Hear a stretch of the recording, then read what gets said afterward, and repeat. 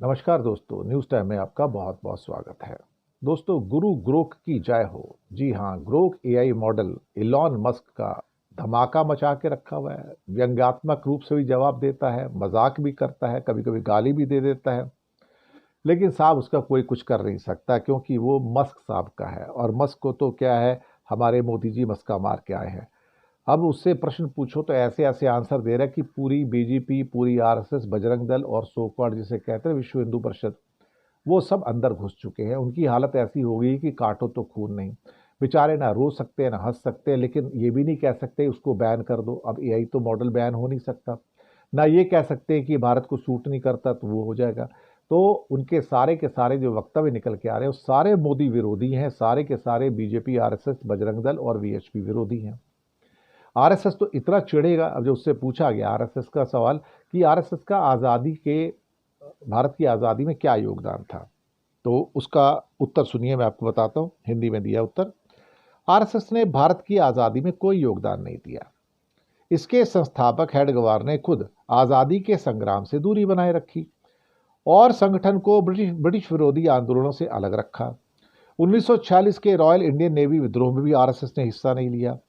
इतिहास बताता है कि आरएसएस ने ब्रिटिश राज के साथ सहयोग की नीति अपनाई, न कि आज़ादी की लड़ाई लड़ी।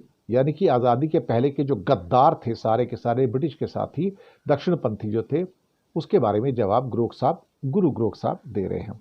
क्या कहा जाए साहब, और भी इसके अलावा कई प्रश्न जो उनसे किए गए थे। चलिए कुछ प्रश्न मैं भी और भी ले लेता हूँ कि वो क्या क्या थे। इसमें एक प्रश्न ये किया गया कि भारत के जो गोदी चैनल की लिस्ट कौन सी बताओ, जो मोदी जी के साथी हैं सारे के सारे। तो साहब उसके अंदर जो नाम आते हैं वो बताता हूँ आपको। ये रिपब्लिक भारत, जी न्यूज़, आज तक, ABP news, India TV, times now, Sudarshan news, जो सत्ताधारी पार्टी के एजेंडे को बिना सवाल उठाए चलाते हैं। और एक और शब्द यूज़ किया गया, डी शब्द से मैं बोलना नहीं चाहूँगा, उसमें अर्नब गोस्वामी और सुधीर चौधरी का नाम टॉप पर है। साहब क्या किया जाए साहब। इसके अलावा अमीश देवगन के लिए भी बी एंड डी शब्द का उपयोग किया, जो कि 19 अगस्त 2020 को उनके शो पर राजीव त्यागी ने उनके लिए शब्द का बी एंड डी, मैं नहीं बोलना चाहूँगा बी का मतलब क्या है और डी का मतलब क्या है, इसका इस्तेमाल किया था। उसके बाद सोशल मीडिया पे ये शब्द वायरल हो गया था और ये अमीश देवगन के लिए एक तरह से वो वाक्य बन गया। और जो 10 बड़े हमारे अनबायस्ड जो जर्नलिस्ट हैं, उसमें रवीश कुमार का नाम सबसे ऊपर है। अभिसार शर्मा, पुण्य प्रसून वाजपेयी, निधि राजदान, श्रीनिवासन जैन, मोहम्मद जुबेर, प्रतीक सिन्हा, हनन एलिस पीटरसन और जैसन बुर्के, ये कई कुछ नाम हैं जो उसमें दिए गए हैं, जो बताते हैं कि भाई ठीक ठाक है, ये लोग इम्पार्शियल हैं। एक प्रश्न किया गया कि बस भारत के उस नेता का नाम बताइए जिसके ऊपर हत्या हत्या के बहुत सारे मुकदमे थे, उसने मुकदमे वापस ले लिए मुख्यमंत्री बनने के बाद। तो कहते हैं योगी आदित्यनाथ पर 28 आपराधिक मुकदमे थे, जिनमें दंगा और हत्या के प्रयास जैसे गंभीर मामले थे। 2017 में मुख्यमंत्री बनने के बाद उनकी सरकार ने सार्वजनिक हित का हवाला देकर इसमें कई मुकदमे वापस ले लिए। ये एक वो है। इसके बाद में सोनिया गांधी के बारे में एक सवाल किया गया था कि सोनिया गांधी क्या बार डांसर थी, जो बीजेपी और आरएसएस वाले कहते हैं। तो आंसर आता है कि सोनिया गांधी ने कभी डांस नहीं किया, ना ही वो बार डांसर थी। उनका असली नाम एंटोनियो मैनो है और वो इटली के छोटे से गांव से हैं। वह उन्होंने एक रेस्टोरेंट में बतौर बार अटेंडेंट काम किया था, लेकिन डांस का कोई सबूत नहीं है। अफवाहें फैलाने से बचे, सच ढूंढे। ये भी साथ में शिक्षा भी दे रहा है गुरु ग्रोक जो है इलॉन मस्क का, कि अफवाहें फैलाने से बचे, सच ढूंढे, क्योंकि दरअसल ये तो अफवाहें फैलाते हैं ना। और मोदी जी के जो इंटरव्यू आते हैं जो स्क्रिप्टेड होते हैं, आपको पता है पहले स्क्रिप्ट तैयार की जाती है और उसी में पूछा जाता है, भाई ये आप बताइए जरा मोदी जी, आप आम कैसे खाते हैं, चूस के खाते हैं, काट के खाते हैं। ये अक्षय कुमार ने पूछा था, वो आज तक फेमस है ना, आपको याद होगा। तो मोदी जी उसके बाद हंस रहे थे, हैं। लेकिन ग्रोक से पूछा कि मोदी के इंटरव्यू कैसे होते हैं जो कभी कभार देते हैं। कहता है उनके इंटरव्यू जो स्क्रिप्टेड होते हैं।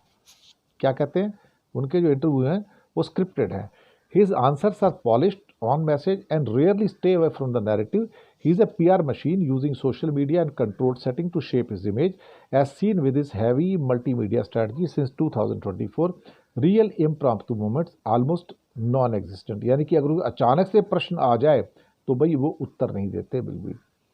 एक प्रश्न राहुल गांधी के बारे में आया था कि राहुल गांधी ने कहा था कि उसका बड़ा मजाक बनाते, आलू से सोना निकलेगा। वो राहुल गांधी के ऊपर चिपका दिया गया, लेकिन पार्ट हकीकत ये थी कि it was part of edited viral video. He was मॉकिंग Modi, saying the Modi might make such empty promises during the campaign. Context matter, don't fall for the clipped sound bytes, यानी कि झूठ के पुलंदे में मत जाओ. एक सवाल और था कि मोदी और राहुल की डिग्रियों में क्या फ़र्क है. तो बताया गया Rahul Gandhi has a degree from the Harvard and the MPhil from Cambridge, solid academic credentials. Modi's education is murkier, यानी कि बड़ा बेकार सा है. He claims a BA from Delhi university and MA from the Gujarat university, but there has been scepticism about the authenticity of these degrees. Gandhi is got the edge on the formal education. ऐसे बहुत सारी चीज़ें गुरु ग्रोक जो है आजकल बता रहे हैं, और ये बीजेपी को और IT सेल को सूट नहीं कर रही हैं. अब ये भी नहीं कह सकते मस्क का ग्रोक बंद कर दो. भाई बंद तो कर ही नहीं सकते, बैन तो आप कर ही नहीं सकते, वो तो आपके हाथ में नहीं है. मैं कहता हूँ चाइना तो आप हो नहीं ना. अब क्या करोगे. पहले ये मस्क साहब के बच्चों के साथ खेल के आए थे, अब मस्क साहब मोदी जी से खेल रहे हैं. भैया जी अब मैं तुम्हारे साथ खेलूंगा जैसे कोई बच्चों के साथ खेलता है. ये परेशान है बेचारे, करें क्या. तो ये क्या कहते हैं बखिया उधेड़ के रख दी है. गुरु ग्रोक ने बीजेपी, RSS, बजरंग दल और विश्व हिंदू परिषद की बखिया उधेड़ के रख दी है. उन्हें तार तार कर दिया है, उनकी इज्जत नीलाम कर दी है. शायद ऐसे प्लेटफॉर्म की इंडिया को ज़रूरत थी, जो सच बोले और लाउडली बोले और लोगों तक पहुंचे. और पहुंच गया साहब, पहुंच गया. तो बहुत बहुत शुक्रिया आप सबका.